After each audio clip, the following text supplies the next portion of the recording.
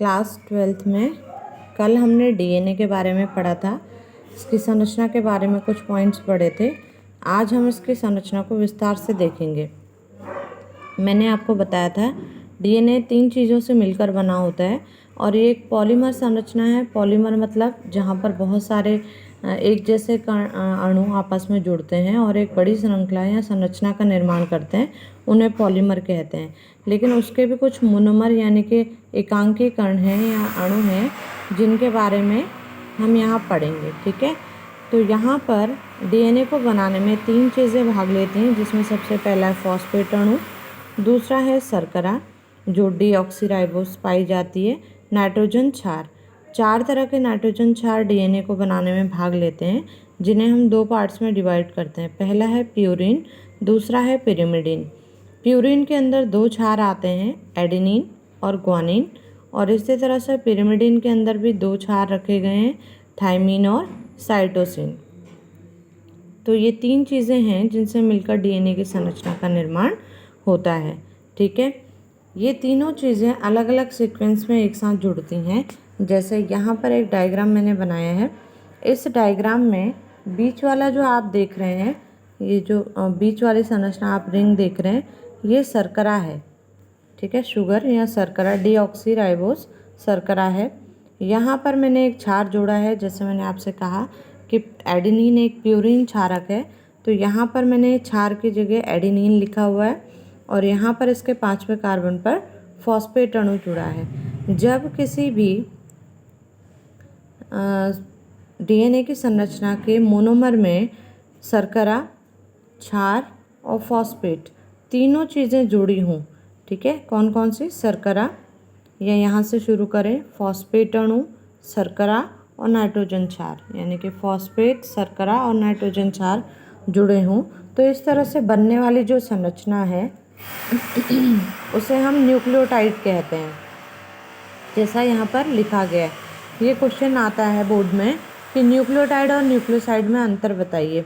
तो यहाँ पर जब तीनों चीज़ें, ट्राइड मतलब 3 हो गया, ठीक है, तीनों चीज़ें यानी कि फॉस्फेट, शर्करा और क्षार जो है, वो जब तीनों चीज़ें आपस में जुड़ी हों तो बनने वाली संरचना न्यूक्लियोटाइड होती है। ठीक है, अगर इसमें केवल शर्करा और नाइट्रोजन बेस जुड़ा हो, जैसे यहाँ पर मैं बनाती हूँ, अगर केवल इसमें ये बीच में शर्करा और इसके साथ कोई भी एक क्षार जुड़ जाएगा, नाइट्रोजन क्षार, तो जब 2 चीज़ें आपस में जुड़ी हों, शर्करा और क्षार, तो इस तरह से बनी हुई संरचना को हम न्यूक्लियोसाइड कहते हैं। ठीक है, क्षार हम 4 तरह के लिख सकते हैं जो ऊपर पर मैंने लिखे हैं। तो इस N की जगह हम एडेनिन भी लिख सकते हैं, ग्वानिन भी लिख सकते हैं, साइटोसिन या थायमिन कुछ भी लिख सकते हैं। तो जब शर्करा और नाइट्रोजन क्षार जुड़े होते हैं तो इस संरचना को हम न्यूक्लियोसाइड कहते हैं। जब शर्करा और नाइट्रोजन क्षार के साथ साथ फॉस्फेट जुड़ जाता है तो इसे हम न्यूक्लियोटाइड कहते हैं। इसी आधार पर हम कहते हैं कि डीएनए में 4 तरह के न्यूक्लियोसाइड और 4 तरह के न्यूक्लियोटाइड होते हैं। जैसे मैंने यहाँ पे लिखा है, अगर किसी शर्करा के साथ एडेनिन जुड़ा हो तो उसका न्यूक्लियोसाइड जो बनेगा वो लिखेंगे हम डीऑक्सी एडिनोसिन। डीऑक्सी शर्करा है, एडिनोसिन क्षार हो गया। ऐसे अगर ग्वानिन जुड़ा है तो ग्वानोसिन हो जाएगा, थायमिन जुड़ा है तो डीऑक्सी थायमिडीन हो जाएगा, और अगर साइटोसिन जुड़ा है तो डीऑक्सी साइटोडीन हो जाएगा। देखो, क्षार पढ़ते समय हम सिंपल पढ़ते हैं, एडेनिन, ग्वानिन, थायमिन, साइटोसिन, लेकिन न्यूक्लियोसाइड और न्यूक्लियोटाइड बनते समय इनके एंडिंग पॉइंट को हम, या लास्ट वाले शब्दों को हम बदल देते हैं। जैसे हम एडेनिन कहते हैं तो न्यूक्लियोसाइड में से एडिनोसिन कहेंगे। ठीक है, ऐसे थायमीन कहा जाता है तो न्यूक्लियोसाइड बनाते समय हम इसे थायमिडीन कहेंगे। ठीक है, तो ये 4 तरह के न्यूक्लियोसाइड बनेंगे। इसी तरह से जब हम न्यूक्लियोटाइड का निर्माण करेंगे, देखो न्यूक्लियोसाइड कभी भी जो डीएनए है उसका निर्माण न्यूक्लियोसाइड से नहीं होगा। ठीक है, न्यूक्लियोसाइड तो 2 ही चीज़ों से बना है, लेकिन डीएनए में हम कह रहे हैं कि 3 चीज़ें, फॉस्फेट अणु भी है। तो न्यूक्लियोसाइड में जब फॉस्फेट भी जुड़ जाएगा तब ये न्यूक्लियोटाइड बनाएगा और यही न्यूक्लियोटाइड फिर डीएनए की श्रृंखला का निर्माण करता चला जाएगा। ठीक है।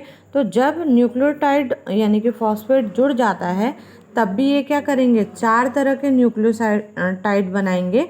जैसे ऊपर 4 तरह के न्यूक्लियोसाइड बने हैं, ऐसे नीचे भी 4 तरह के न्यूक्लियोटाइड बनेंगे। अब वहाँ पर क्या लिखेंगे, एडेनिन, क्योंकि फॉस्फोरिक अम्ल जुड़ रहा है तो एसिडिक नेचर का हो जाता है, तो यहाँ पर डीऑक्सी सेम रहेगा, लेकिन एडिनिलिक अम्ल, एडिनोसिन की जगह हो जाएगा एडिनिलिक अम्ल, ग्वानोलिक अम्ल, ठीक है, थाइमिडिलिक अम्ल, ऐसे साइटोडिलिक अम्ल, ठीक है। आगे का वर्ड वही रहेगा, डीऑक्सी एडिनिलिक अम्ल, ठीक है। नीलिक वर्ड लग जाएगा सीन की जगह, सीन तब आएगा जब न्यूक्लियोसाइड बनाएगा, तो जब न्यूक्लियोटाइड बनाएगा तो वहाँ पे हम क्या बोलेंगे, सीन की जगह नीलिक वर्ड प्यूरिन क्षारकों के लिए, ठीक है, और डिलिक वर्ड जो है वो पिरिमिडिन क्षारकों के लिए लिखा जाएगा। तो 4 तरह के न्यूक्लियोसाइड और 4 तरह के न्यूक्लियोटाइड का निर्माण होगा और ये न्यूक्लियोटाइड ही मिलकर फिर डीएनए को कंप्लीट करेंगे, यानी कि डीएनए की संरचना को बनाएंगे, ठीक। अब यहाँ पर जो हमारा अगला टॉपिक है उसमें बात करते हैं हम जो डीएनए का द्विकुंडलित मॉडल है, ठीक है। डीएनए कैसा दिखता है, यहाँ पर मैंने आपको डायग्राम बना रखा है।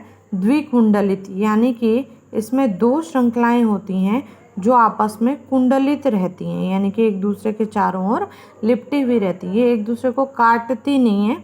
हमें डायग्राम बनाने के लिए थोड़ा इस तरह का यूज़ करना पड़ता है, लेकिन दोनों श्रृंखलाएं एक दूसरे के पैरेलल चलते रहती हैं बिना एक दूसरे को काटे हुए, केवल घूम जाती हैं, ठीक है।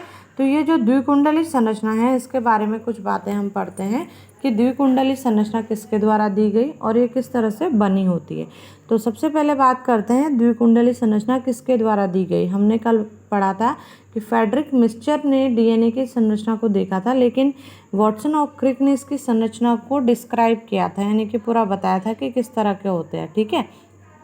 तो इसमें कुछ पॉइंट हैं। सबसे पहला पॉइंट तो यही है कि ये द्विकुंडली संरचना होती है जिसमें 2 सिरे होते हैं, जिसमें एक श्रृंखला 5 प्राइम 3 पर ख़त्म हो रही है, यानी कि 5 3 सिरे पर ख़त्म हो रही है, तो दूसरी श्रृंखला उसकी पूरक होती है, यानी कि वो 3 5 डायरेक्शन में बनेगी। पहली श्रृंखला 5 से शुरू हो रही है, 3 पे ख़त्म हो रही है, दूसरी श्रृंखला 3 पे शुरू हो रही है और 5 पे ख़त्म हो रही है। तो फर्स्ट पॉइंट हो गया कि ये द्विकुंडली संरचना है और दोनों श्रृंखलाएं एक दूसरे की पूरक होती हैं। इन दोनों ही श्रृंखलाओं के बीच जो इन्हें कनेक्ट करता है वो है हाइड्रोजन बंध। ये जो बीच में डबल लाइन आप देख रहे हैं ये इनके बीच में पाया जाने वाला हाइड्रोजन बंध है। हाइड्रोजन बंध भी अलग अलग तरीके से होता है। इसके लिए पहले हमें जानना है कि कौन सा क्षार किसके साथ जुड़ता है।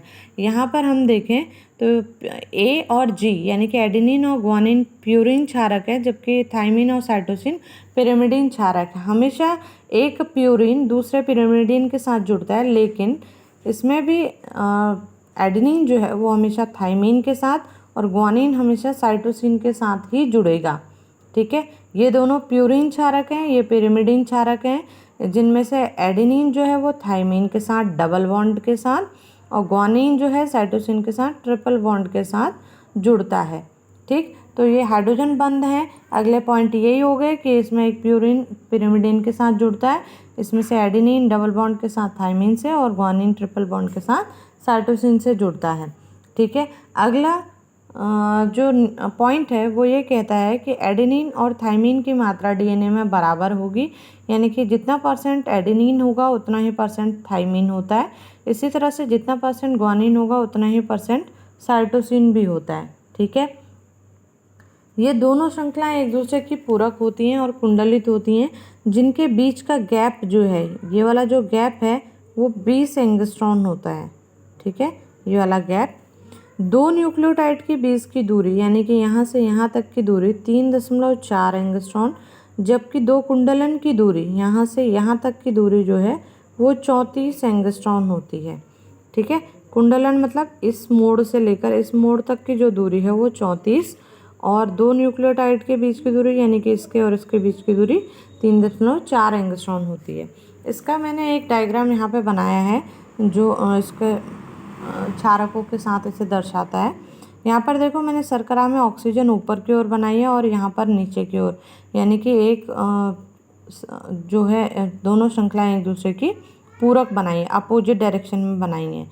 ठीक है, इसमें पहले कार्बन पर हमेशा नाइट्रोजन क्षार जुड़े होते हैं, चाहे वो कोई भी हो। इन चारों में से कोई भी क्षार हो सकता है। यहाँ पर मैंने एडेनिन लिखा है, ये हमेशा पहले कार्बन पर ही जुड़ेंगे। शर्करा के पहले कार्बन पर एडेनिन और 5वें कार्बन पर हमेशा फॉस्फेट होता है। ठीक है, इन दोनों के बीच हाइड्रोजन बंद होता है। नीचे वाला जो न्यूक्लियोटाइड है यहाँ पर जो बना है, ये पूरा का पूरा जो है एक न्यूक्लियोटाइड हो गया। ठीक है, अब ये दूसरा न्यूक्लियोटाइड है, यहाँ जो बना रखा है हमने ये दूसरा। ऐसे एक न्यूक्लियोटाइड ये, एक न्यूक्लियोटाइड ये है। तो एक न्यूक्लियोटाइड दूसरे न्यूक्लियोटाइड से भी जुड़ा रहता है और सामने भी जुड़े रहते हैं और ऊपर नीचे भी जुड़े रहते हैं। तो यहाँ पर जो फॉस्फेट है वो तीसरे कार्बन से बंध बनाता है, जबकि अपनी शर्करा में वो 5वें कार्बन से बंध बनाता है। ठीक है, ये पहला, दूसरा, तीसरा, चौथा और यहाँ पर हो गया 5वां कार्बन। तो फॉस्फेट अपनी शर्करा के साथ तो 5वें कार्बन से, लेकिन अपने से नीचे वाले या अपने से ऊपर वाले न्यूक्लियोटाइड के साथ तीसरे कार्बन से बंध बनाता है, जिसे फॉस्फोडाइएस्टर बंध कहा जाता है। ठीक, तो ये डीएनए की संरचना है। ये किस तरह से, इसमें इंपॉर्टेंट क्वेश्चन जो आते हैं, न्यूक्लियोसाइड और न्यूक्लियोटाइड में अंतर। ठीक, डीएनए की श्रृंखला के बारे में किसके द्वारा दिया गया था? वाटसन और क्रिक के द्वारा इस संरचना को दिया गया था। इस संरचना में वाटसन और क्रिक ने डीएनए की श्रृंखलाओं को बताया कि किस तरह से डीएनए की श्रृंखलाएं एक दूसरे के पूरक होती हैं, किस तरह से कुंडलित होती हैं। ठीक है।